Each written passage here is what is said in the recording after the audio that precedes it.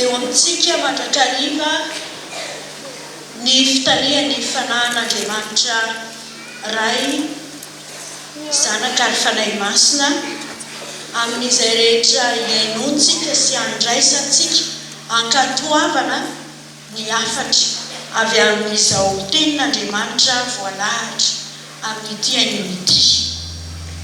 Manamasina ny tenany mpino raha loatra ny havana raha izany no hevitra iainantsika ao anatin'izao hoe 9 taona nandraisana ny filazantsara eto anivon'ny tanindrazantsika.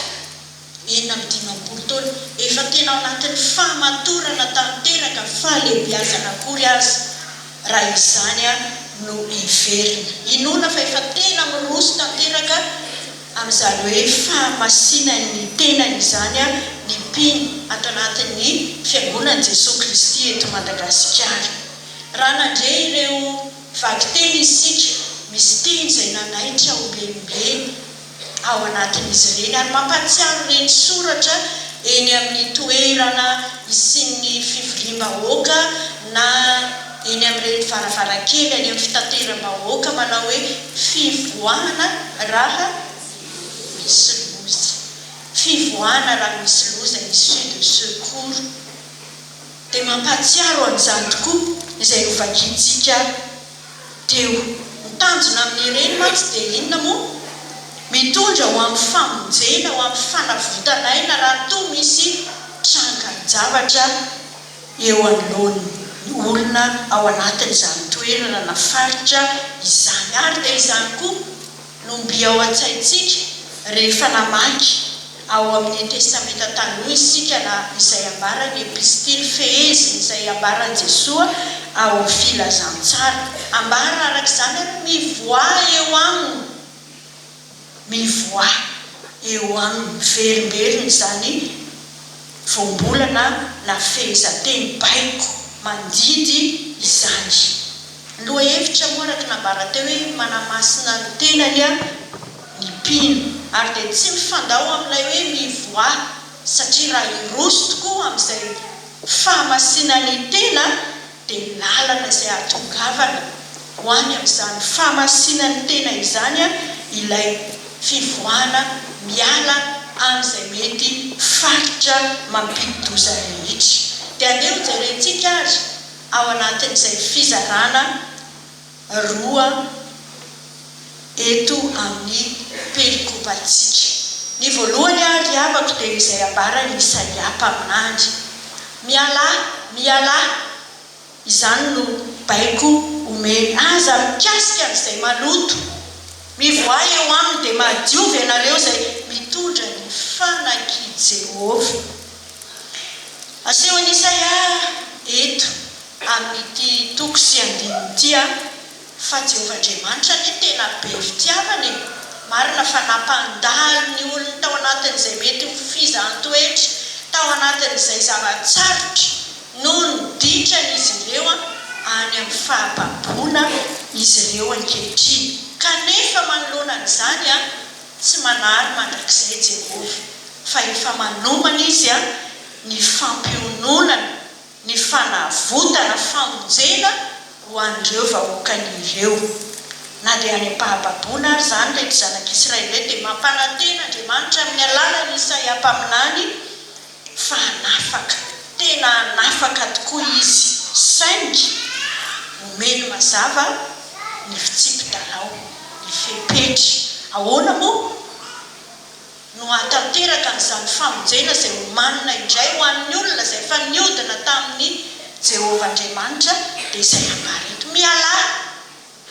Miala aloha ianareo amin'izay ratsy dia mivoah amin'izay mety endrim-paharatsiana sy fahalotona fa mila madio aloha satria olona tsy tahaka ny orom-pona na ny firenena hafa rehetra fa mpanompo efa voatokana, efa voafidy hitondra ny anarana sy ny voninahitran'Andriamanitra ary dia mahasarotiny azy fatratra izany. Tsarovy tsara ary havako fa isika mianakavy eo amin'izay misy antsika avy, eo amin'izay zavatsarotra andalovantsika avy dia samy miandrandra tokoa isika ny atao hoe famonjeny fanafahana amin'izay rehetra mety mampanetaetatsika tsirairay matoa isika tonga midodododo manatona an'Andriamanitra amin'ny fotoana rehetra toy izao dia andeha iangana izay ambara ny soratra masina dia mipetraka amintsika ny fanontaniana manao hoe efa vonona tokoa ve araka n'izany fepetra apetraky ny tenin'Andriamanitra izany mba ho tena madio mba hiala amin'izay mety ho endriky ny fahalotona samihafa sao isika mbola mieritreritra hoe izay tiako ihany izay lalana tiako hombana ihany satria raha marina tsy zava-baovao amintsika kristianina tsy zava-miafina izay takian'Andriamanitra ho an'izay te hanaraka arak'izay ambarany Jesosy Kristy. Jesosy moa mandrakariva manamafy izy hoe raha izao voalaza ny tenin'Andriamanitra izao kosa dia milaza toy izao tsy mifandao tsy miala amin'izay fanambara izay amafisin'i Jesosy Kristy ary dia takiana arak'izany ry havako ny ialantsika hivoahana amin'izay rehetra tsy araka ny sitrapon'Andriamanitra fa izao vonona ny amin'izany ve isika hiavana sao dia katsahantsika ny famonjeny amin'izay mampangetaetatsika avy sao dia tiatsika ny azo ny valim-bavaka amin'izay mahatery atsika avy kanefa tsy fohitsika ilay faritra izay efa hita fa misy loza satria zone de confort izay moa ny filazan'ny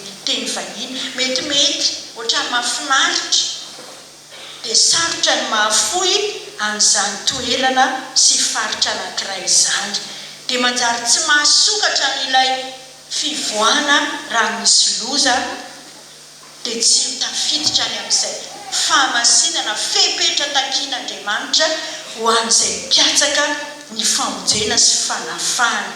Dinio ny havana ny tenantsika manoloana ny soratra masina fa manao izany ho tapany faharoa izay ambarany Paoly apôstôly ao amin'ny Korintiana epistily nosoratany ho an'ireo kristianina ny Korinto amin'ny toko fahaenina dia singantsika mameno izany ny andininy fahafito ambin'ny folo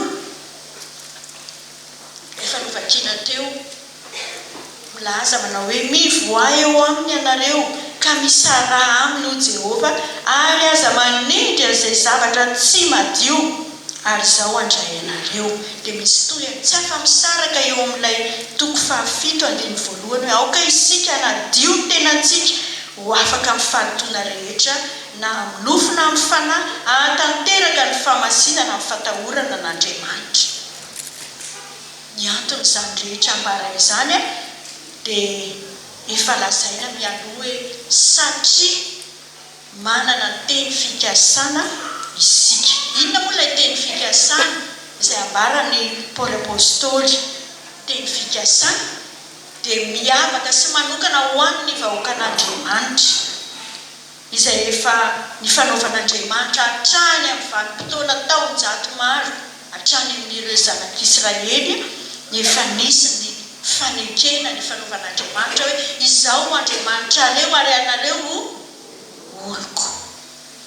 Efa niatomboka izany tamin'ny zanak'Israely tanteraka ao Jesosy Kristy ary mbola hatraminy izao vaninandro iainantsika izao. Patsahiviny Paoly ireo kristianina tany Korinto hoe tempolin'Andriamanitra nge nareo tsy afaka mikambana amin'ny sampy izany tempolin'Andriamanitra izany fonenan'Andriamanitra ao anatin'ny olona ary melohan'ny didin'Andriamanitra raha teo izany fanompoan-tsampy andriaman-kafa ary dia faizin'Andriamanitra ambara ao amin'ny Deutéronomie toko faha-efatra izany misy teny fanamelohana ho faty mihitsy ao anatin'izany.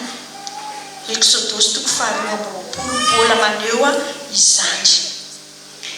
Tsarovy tsara ry havana fa nisy endrika tena fanompoan-tsampy tamin'ny fivavahana tamin'ny Andriamanitra izy notokoin'ny firenena manodidina teo amin'ny zanak'Israely tamin'ny vanim-potoana nanoratany Paoly apôstôly ho an'ireo kristianina tao Korinto.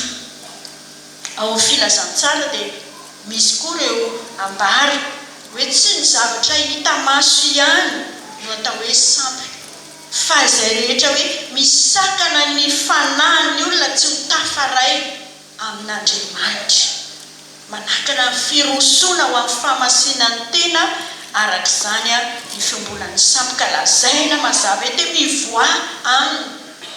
Nahoana moa Paoly apôstôly manamafy hoe tempolin'Andriamanitra ianareo tsy tokony miaroaro amin'izay sambo sy ny faratsiny. Korinto renivohitra lehibe anankiray tany amin'ny tany Grika tamin'izany vaninandro izany, dia misy fifamoivoizana tokoa tao anatin'io toeran'io avy amin'ny firenena samihafa satria misy seranan-tsambo lehibe. Dia nisy ny fivavahana izay tena nanana ny lazany tokoa noho izany fahatongavan'ireo firenena samihafa tao ny tempolin'ny Venus, izay nanjary nahasarika ny kristianina koa azy, inoko fa tsy ny kristianina amin'izao 19 taona ny nandraisana filazantsara izao. Dia mafisina fa tena faratampony faratsiana izany fikambanana amin'ny ratsy sy ny sambo izany. Baiko entitra mivoa. Andeha riavana andray lesona faharoa isika avy amin'izany, fa isika rehetra koa nge tena ny masina ho an'i Jesosy Kristy isika.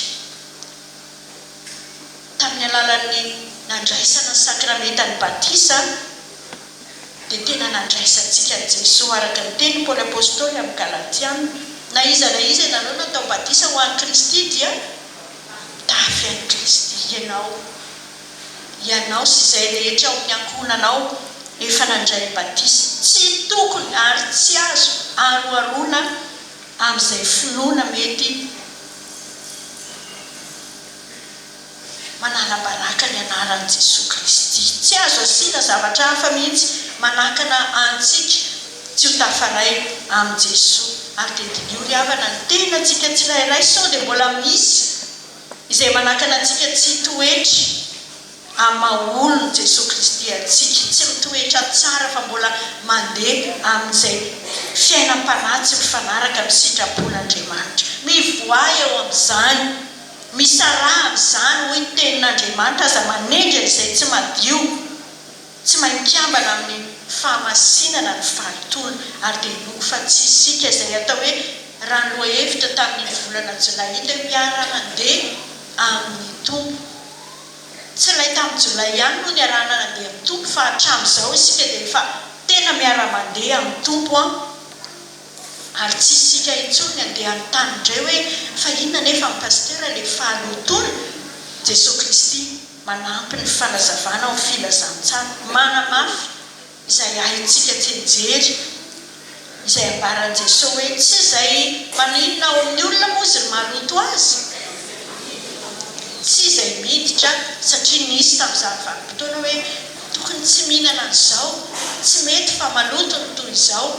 Ny sakafo rehetra tsy mahaloto ny olona satria miditra dia mivoaka. Fa inona ny mahaloto ny olona? Izay avoaka satria mivoaka avy aiza? Avy ihany anatin'ny fony ahafantarana hoe toy izao kay ao am-pon'ny olona anankiray iny, tena feno fahalotona, feno fankahalana, feno lolom-po, feno fialonana.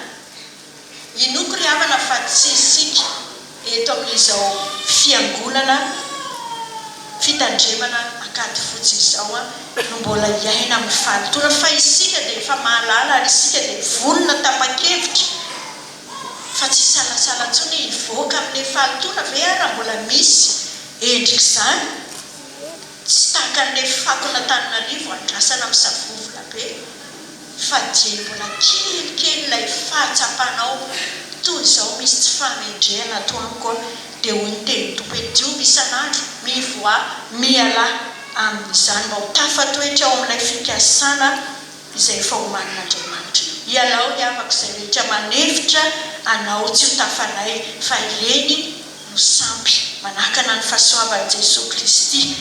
Fangaro amin'izao tontolo izao tokoa isika efa nambaran'ny Tompo izany, feno faharatsiana eto, saingy efa nampanantena koa izy hoe hiaro antsika mba hitoetra ho fahazavana, hitoetra ho fanasina, tsy levona, tsy ho takona ao anatin'izay endrim-paharatsiana eo anivon'ny fiarahamonina dia hoarovany amin'ny ratsy rehetra isika. Raha mbola misy izay petipetina dia tsy ho ela ny hanapahantsika hevitra hivoaka amin'ny varavaran'ny famonjena amin'ilay fivoahana raha misy loza. Aza miandro sarotra ho vonjena ry havana tahaka an'ilay olona latsaka ao anaty rano. Efa ho vonjena izy, mbola izy indray manahirana mitsipatsipaka be, tsy maintsy toranina izay vao afaka vonjena. Fa ianao aza miandry amin'izay dia mbola tonga ny antso tompo dia manapa-hevitra mivoaha. An'Andriamanitra irery ihany ny voninahitra. Amen.